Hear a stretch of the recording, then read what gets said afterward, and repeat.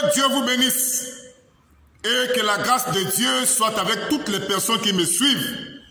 De près comme de loin, je vous salue, moi, votre frère, le frère Jérémie d'Almeida Wycliffe, serviteur de Dieu et un prédicateur de l'Évangile. J'aimerais bien vous saluer avec un verset de la Bible. Nous sommes dans 1 Jean, chapitre 2, à partir du verset 18. Il est écrit, petits enfants, c'est la dernière heure. Et comme vous avez appris qu'un antéchrist vient, il y a maintenant plusieurs antéchrists. Par là, nous connaissons que c'est la dernière heure. Je lis juste ça, juste comme une salutation à tous les croyants, parce que je tiens à attirer l'attention de tous les chrétiens d'abord, de tous les disciples de Jésus-Christ, de tous les hommes de Dieu, sur ce qui vient de se passer au Rwanda, où nous avons vu Kagame, le président Kagame, qui a fermé plus de 4220 lieux de culte, y compris les églises et les mosquées.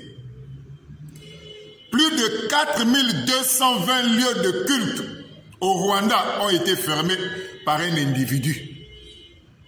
Et ça doit attirer notre attention. Nous ne sommes pas encore à l'ère où l'antéchrist entrera en scène. Mais ce que nous voyons aujourd'hui au Rwanda doit attirer l'attention de tous les croyants, que les temps sont vraiment mauvais. Ça, c'est un individu, au nom du président Kagame, qui a fait arrêter, qui a fermé 220 lieux de culte. 220 lieux de culte ont été fermés par un individu. Et ça doit attirer notre attention, que les temps sont vraiment mauvais. Parce qu'avant le retour de Jésus-Christ, mes frères, il y aura un chaos sur toute la surface de la terre. La fermeture des églises de façon universelle ne doit pas nous étonner. Ce qui arrive aujourd'hui avec le Rwanda ne doit pas nous surprendre. C'est un signe qui annonce ce qui va arriver. Parce qu'avant le retour de Jésus-Christ, il y aura la pression, il y aura la persécution. Les véritables disciples de Jésus seront persécutés. Les églises seront fermées de façon universelle. Les églises qui ne vont pas coopérer avec le système seront fermées. Et ce qui arrive aujourd'hui au Rwanda ne doit pas nous surprendre, mes frères et sœurs. Au contraire, ça doit attirer notre attention que les temps sont mauvais. Un individu, le président Kagame, qui a arrêté, qui a fermé 4220 lieux de culte. J'ai suivi ça ce matin, excusez. 4220 lieux de culte fermés par un individu. Et ça doit attirer notre attention à tous. Que les temps sont vraiment mauvais. Parce que ce qui est arrivé au Rwanda, mes frères, vont aussi arriver dans beaucoup de pays. C'est juste un signe. C'est juste un signe. Mais nous savons une chose, que la chose sera universelle. La chose sera universelle. Beaucoup de lieux de culte seront fermés. Et nous vous disons ceci, frères et sœurs, que les temps sont vraiment mauvais.